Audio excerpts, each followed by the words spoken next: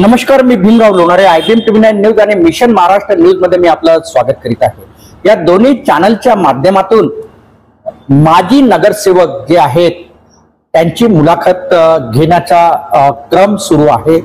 आज आमच्या सोबत प्रभाग क्रमांक 4 चे माजी नगरसेवक शेषराव गोतमारे सर आमच्या सोबत आहेत. आज आम्ही त्यांच्या निवासस्थानी आहोत. त्यांनी आपल्या कार्यकाळामध्ये या प्रभाग 4 चा किती विकास केला ते आपण त्यांच्याकडून जाणून घेऊ. सर नमस्कार. नमस्कार, मी शेषराव गोतमारे, माजी नगरसेवक, प्रभाग क्रमांक 4 इथे. आणि 2017 मध्ये मी जेव्हा निवडून आलो तेव्हा या प्रभागाची अवस्था खूप दयनीय अवस्था होती. कारण की हा जो प्रभाग आहे, माझा प्रभाग म्हणजे 5 गाव मिळून हा प्रभाग बनलेला आहे. त्याच्यामध्ये कळमना आहे, भरतवाडा आहे, वांजरा आहे, वांजरी आहे आणि चिखली देवस्थान असे 5 गावाची सीमा मिळून हा एक प्रभाग नागपूर शहरामध्ये सर्वात मोठा प्रभाग आहे. आणि या प्रभाग मध्ये काम करताना कॉर्पोरेशन मधून आम्हाला आणि NIT मधून पुष्कळ साऱ्या अडचणी होत असते. कारण की 2002 मध्ये जेव्हा T चंद्रशेखर आयुक्त बनून महानगरपालिकेला आले तेव्हा त्यांनी असा एक नियम लावला होता महानगरपालिकेमध्ये का जे अविकसित अनधिकृत लेआउट आहे तिथं नगरसेवक काम करणार नाही. आणि त्याच नियमानुसार आज भी आपलं कॉर्पोरेशन सुरू आहे. त्याच्यामुळं कॉर्पोरेशन मधून जे अनधिकृत भाग आहे, इथं 80% अनधिकृत भाग आहे आमचा वांजरा आणि कळमना आणि चिखली देव. इथं फक्त 15 लेआउट असे आहे का जे क्लिअर झालेले आहे आणि बाकी 85% आज भी लेआउट असे आहेत का क्लिअर नाही आहेत. आणि तिथे कॉर्पोरेशनची निधी लागणं म्हणजे अडचण आहे. त्यामुळे इथं म्हणजे जो विकास झाला ते काही आमदार खासदार यांच्या माध्यमातून आम्ही केला आणि काही कॉर्पोरेशनच्या माध्यमातून केला, काही NITच्या माध्यमातून केला. जे लेआउट NIT मधून क्लिअर झाले त्या भागामध्ये NITची निधी वापरत असतो. जे भाग इथला जो आहे कॉर्पोरेशनच्या याच्यात काम करता येते, जसं कळमण्यामध्ये काम करता येते, वांजऱ्यात करता येते, तिकडे भरतवाड्यात करता येते, चिखली देव मध्ये करता येते, वांजीमध्ये काही भागामध्ये करता येते, अशा ठिकाणी कॉर्पोरेशनचा निधी लागते. आणि जे लेआउट हँडओव्हर आहेत म्हणजे NIT कडून हँडओव्हर झालेले आहे त्या लेआउट मध्ये आम्हाला काम करता येते. आणि बाकी भागामध्ये काम करण्याची खूप अडचण आहे. तिथे मग आम्हाला खासदार निधी वापरावा लागते. कारण की सध्या आमदार इथं आहे माननीय नितीनजी राऊत. त्यांनी काही भागात काम केलेले आहे, असं नाही की नाही केले म्हणून, त्यांनी पण काम केले आहे. त्यांनी एक सर्वात मोठं एक काम म्हणजे वांजरा टू कळमना या रस्त्यासाठी आम्ही खूप त्यांच्या मागे लागलो होतो आणि तो रस्ता त्यांनी NITच्या माध्यमातून सुरू करून दिला. आणि त्याचप्रमाणे आमचे कॉर्पोरेशनचे काम, जसं आता पावनगाव ते कळमना रोड आहे, आता मागच्या वेळेसच 2 करोड रुपयाचा निधी कॉर्पोरेशनच्या माध्यमातून आणून तो एक गाव टू गाव जोडणारा पानन रस्ता असून म्हणून तो सँक्शन झाला आणि त्याच्यामध्ये तो निधी वापरता आला. त्यानंतर कॉर्पोरेशनचा आता 4 महिन्याच्या अगोदर ओमसाई नगर मध्ये 1 करोड रुपयाचा एक रस्ता बनवला. कारण की मार्केट आणि कळमना जुना कामठी रोड ह्या दोन्ही रोडले मिळवणारा तो रोड होता. त्याचप्रमाणे नाल्याच्या खूप साऱ्या भिंती नव्हत्या, तर लोकांच्या घरात पाणी घुसायचं, लोकांची खूप आर्थिक हानी व्हायची, नुकसान व्हायचं. तर तिथे आम्ही काही ठिकाणी संरक्षण भिंती तयार केल्या कॉर्पोरेशनच्या माध्यमातून आणि गडकरी साहेबांच्या माध्यमातून, बावनकुळे साहेबांच्या माध्यमातून, काही मिलिंदजी मानेच्या माध्यमातून असे पुष्कळ ठिकाणी अनधिकृत भागामध्ये आम्ही कामं त्याच्या माध्यमातून केले. आणि आम्ही आपल्या माध्यमातून जे काम आहे छोटे मोठे ते कॉर्पोरेशनच्या माध्यमातून करत असतो. तुम्ही सांगितलं की 85% जो भाग आहे प्रभाग 4चा तो अनधिकृत आहे. मतदान करतात ते, मतदान करतात. बरोबर आहे की नाही? हो. अनधिकृत असलं तरी ते मतदान करतात. पण ज्याप्रमाणे डेव्हलपमेंट व्हायला पाहिजे त्याप्रमाणे तो डेव्हलपमेंट नाही झाला. कारण विकास शुल्क ते भरतात, डेव्हलपमेंट व्हायला पाहिजे. जे मूलभूत सुविधा आहे जसं पाणी, गटर लाईन, हे डेव्हलप व्हायला पाहिजे, पण ते डेव्हलप झालेलं नाही. या संदर्भात कधी खासदार किंवा आमदार यांच्याकडे पाठपुरावा केला का? केलं. खासदारकडे पाठपुरावा केला. त्याने भरपूर, म्हणजे इथं पाण्याची काहीच सोय नव्हती. या कळमण्या गावात सुद्धा टँकरनं पाणी पुरवठा होत होता. परंतु माननीय केंद्रीय मंत्री नितीनजी गडकरी यांच्या माध्यमातून 285 करोड रुपयाची निधी जी नागपूर शहराला अमृत योजनेमधून जी मिळाली, त्याच्यामधून हा आपला कळमना, वांजरा, भरतवाडा, चिखली या सर्वच भागामध्ये, अनधिकृत भागामध्ये आपण नळ लाईन टाकली आणि आज सर्वांच्या घरोघरी नळ देण्यात आले आहे. हा परिसर, एक तुमचा परिसर जो आहे तो नागपूरच्या शेवटच्या कोणा म्हटला तरी चालेल, हो, ग्रामीण भाग म्हटला तरी चालेल, जरी महानगरपालिकेत असला. काही भागामध्ये या परिसरामध्ये गढूळ पाणी, जसं चिखली परिसर, गढूळ पाणी येतो आणि अनेकांचा मृत्यू सुद्धा झालेला आहे. डासांचा प्रादुर्भाव आहे. अशामध्ये आता तुम्ही नगरसेवक नाही, पण तुमच्यावरती आशा भरपूर आहे या प्रभाग 4च्या नागरिकांची. नाही, नगरसेवक नाहीये तरी पण अजून आम्ही कामं थांबवले नाही.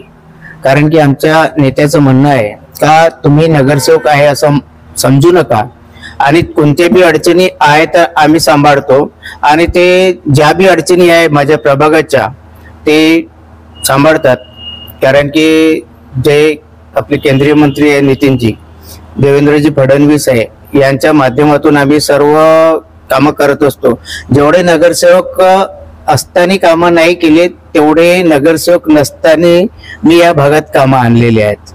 कारण की जोपर्यंत आपले सत्ताधारी नेता आहेत तोपर्यंत कामाची चिंता नाही. परंतु विषय फक्त हे अधिकृत अनधिकृतच्या ह्याच्यामध्ये अडकल्यामुळं आम्हाला त्रास होते, बाकी काही नाही. या भागामध्ये सर्व आता नळ लाईन तर झाली, अशाच पद्धतीनं या भागामध्ये सांडपाणी निघण्यासाठी जे ड्रेनेज लाईन आहे त्या टाकलेल्या नाही आहे. त्याच्यामुळं बारिशमध्ये पाणीच जमा होते. 5-6 एरिये आज बी इथले असे आहेत, जसे शनी मंदिरचा परिसर आहे, तिकडे कालीमाता मंदिरचा परिसर आहे, इकडे वांजऱ्याचे काही भाग आहे. इथे 4-4 दिवस, 8-8 दिवस, 1-1 महिना पाणी निघत नाही. कारण की निकासीसाठी जागाच नाही राहिली. लोकांनी घरं पण बनवले तर ते चुकीच्या पद्धतीने बनवले. जसे काही एक प्लॉट तुमचा, एक माझा आहे, तर 2 मध्ये आपण 3 फूटची गॅप सोडली पाहिजे, असा NITचा नियम आहे. परंतु लोक ते नियम सर्व ढाब्यावर ठेवतात आणि आपल्याच मताना बांधकाम करतात. एक इंच सुद्धा जागा कोणी सोडायला तयार नाही. भिंतीशी भिंत लागून, घराशी घर लागून, असं करून अशी व्यवस्था करून टाकली आहे या एरियामध्ये का गटर लाईन किंवा ड्रेनेज लाईन जर टाकतो म्हटलं तर ते टाकायलाच जागा ठेवली नाहीये. शेवटी असं करायला लागते का या एरियातलं पाणी तिकडे काढायचं आहे, तर जिथं 1 लाखच्या रुपयामध्ये काम होऊ शकते तिथं आहे ना 5 लाख ते 8 लाख खर्च करावं लागते. अशी कंडिशन लोकांना पण करून ठेवली आहे. याच्यासाठी लोक पण जिम्मेदार आहे का घर बांधताना ना आपला नकाशा सँक्शन करून घेत, ना बांधताना 3 फूटची गल्ली सोडत, काही नाही. त्याला 600 फूटचा प्लॉट आहे, 600 म्हणजे 600 बांधकाम केलं पाहिजे अशी त्याची मनोवृत्ती बनली आहे. त्याच्यामुळे अडचण आहे. नाही, तुम्ही बरोबर बोलले. पण आता आम्ही जसं या प्रभागाची पाहणी केली, प्रभाग 4च्या, तर रस्त्यांची अवस्था सुद्धा जी आहे, रस्ते खड्ड्यात गेल्यासारखे वाटले आम्हाला. बरोबर आहे, त्रास झाला आम्हाला. बरोबर आहे, रस्ते खड्ड्यात गेल्यासारखे वाटणार. परंतु आता पुष्कळ सारे कामं गडकरीजीकडून घेतले आहे, काही कामं मार्गी लागले आहे आणि काही प्रोसेस मध्ये आहे. मला वाटते का 1 किंवा 2 महिन्यामध्ये ते कामाची विल्हेवाट पूर्ण होऊन जाईल. कुठले रस्ते? याच भागातले आहे. ज्या भागा परिसर आहे, शनी मंदिरचा भाग आहे, त्याच्यामध्ये कालीमाता मंदिरचा आहे, आणि मौजा कळमण्याच्या आजूबाजूचे जे 10-15 लेआउट आहे त्या लेआउट मधलं पण ते चालू आहे. हा जो प्रभाग 4 आहे तो उत्तर नागपुरामध्ये काही भाग, काही भाग येतो उत्तर नागपूरमध्ये आणि काही भाग पूर्णच येते, म्हणजे पूर्ण भाग हा प्रभाग 4 पूर्ण उत्तर नागपूर नाही, प्रभाग क्रमांक 4 हा पूर्व आणि उत्तर मध्ये वाटला गेलेला भाग आहे. अर्धाच भाग म्हणजे 30 ते 35 हजार लोकसंख्या तिकडे आहे पूर्वमध्ये आणि 30 ते 35 हजार लोकसंख्या उत्तर मध्ये आहे. असं मिळून हा 65 हजारचे लोकसंख्येचा प्रभाग आहे.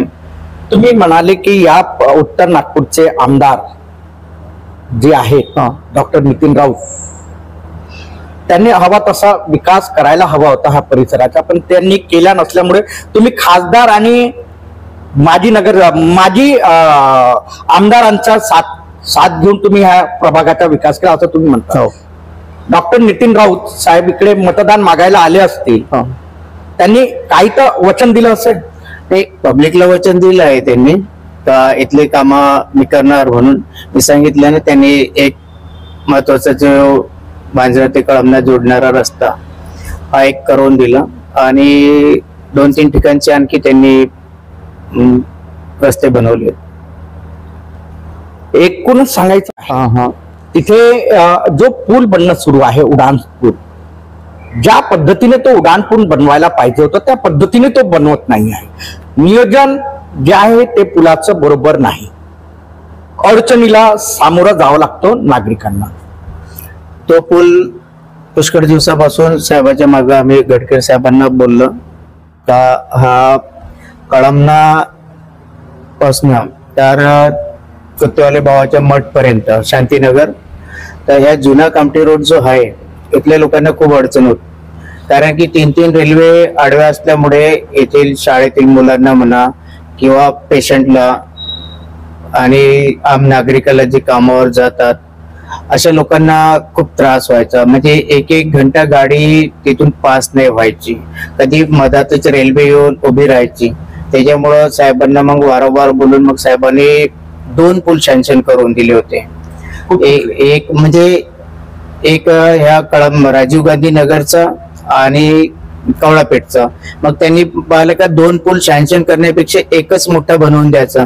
मग ते दोन्ही थांबवून मग एक मोठा पूल बनवून दिला, जो शांतीनगर दहन घाटापासून ज्याची सुरुवात होते आणि इकडे शिवशक्ती बार पाशी तो पुलिया उतरते, असा एकच मोठा 156 करोडचा एकच मोठ्या पुलला मान्यता देऊन तो सुरू केला. 200 कोटी लागले म्हणतात. नाही, 200 कोटी ते पेपरवाले छापलं होतं, पण 156 हो पेपरवाले कधी 200 छापतात, कधी 250 छापतात.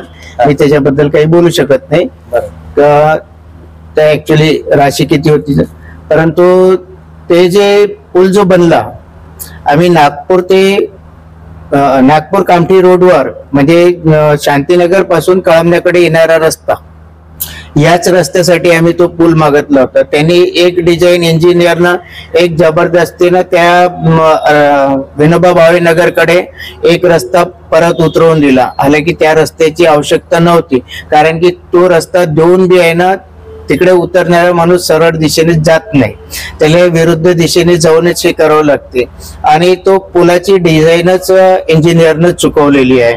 गडकरी साहेबांना आणि खोपडे साहेबांना मी पुन्हा पत्रव्यवहार केला आहे आणि त्यांनी आश्वासन दिलं आहे का हा पूल पुन्हा आपण त्याला किलोमीटर असेल नाही, किती म्हणजे अंतर किती असेल जो त्या पुलाचं, म्हणजे कुठपासून कुठपर्यंत आहे? तो तिथेच आहे कवळापेठच्या बाजूला. कवळापेठ रेल्वे लाईन आहे ना, तिथून जो कळमण्याकडे जो रस्ता आलेला आहे तिथंच त्यानं चूक केलं आहे आणि ते आता तो पुलने वाढवून देणार आहे. म्हणजे त्याची रुंदी आहे ना, रुंदी जर वाढवली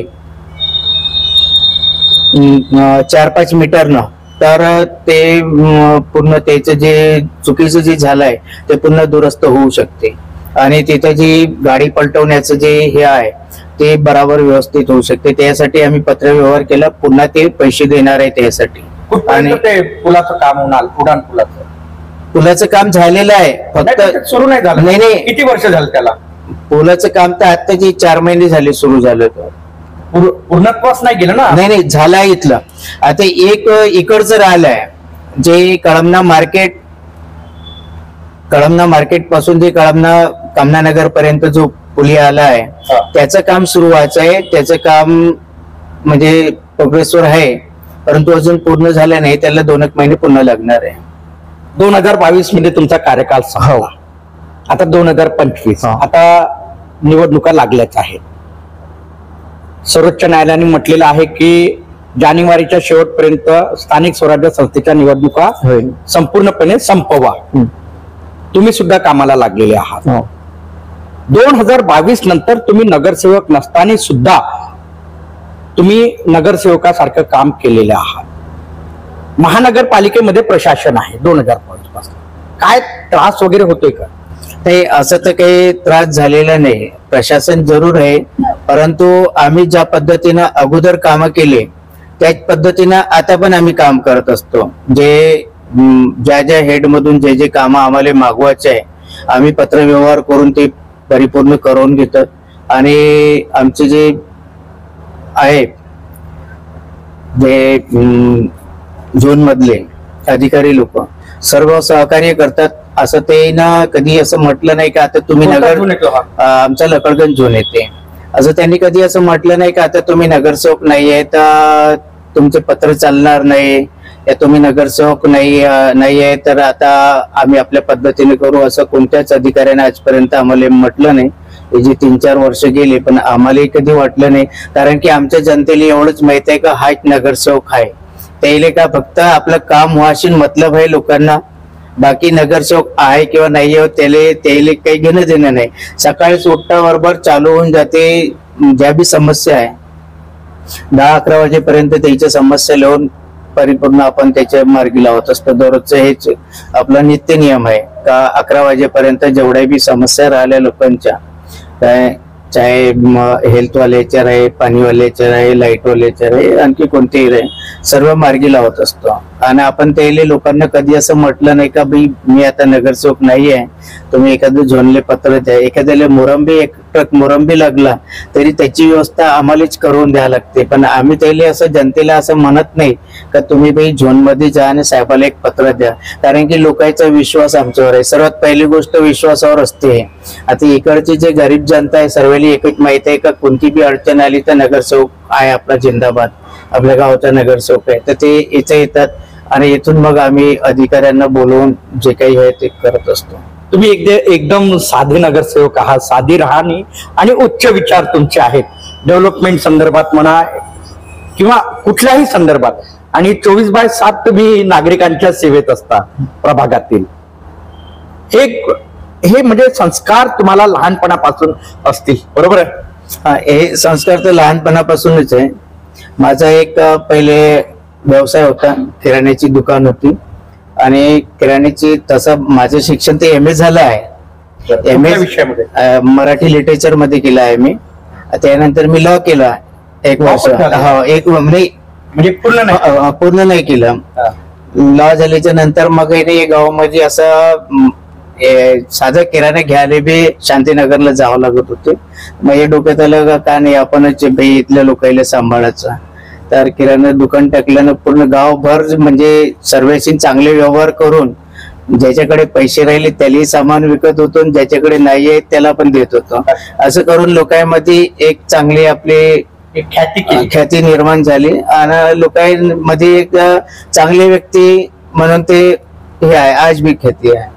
आधी राहणी आणि उच्च विचार असे शेषराव गोतमारे साहेबांचं आहे.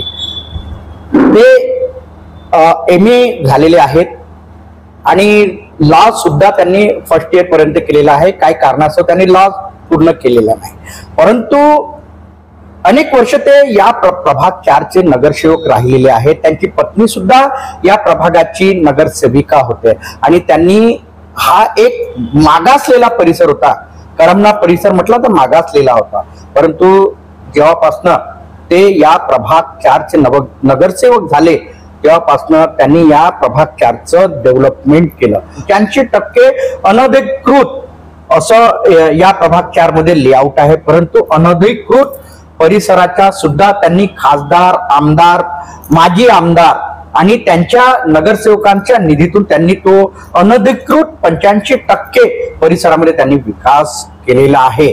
आणि आताही जर भारतीय जनता पक्षाने जर त्यांच्यावर विश्वास ठेवला आणि त्यांना उमेदवारी जर दिली तर ते या प्रभाग 4चा चेहरा मोहरा बदलण्याच्या त्यांच्या संपूर्ण मानस आहे.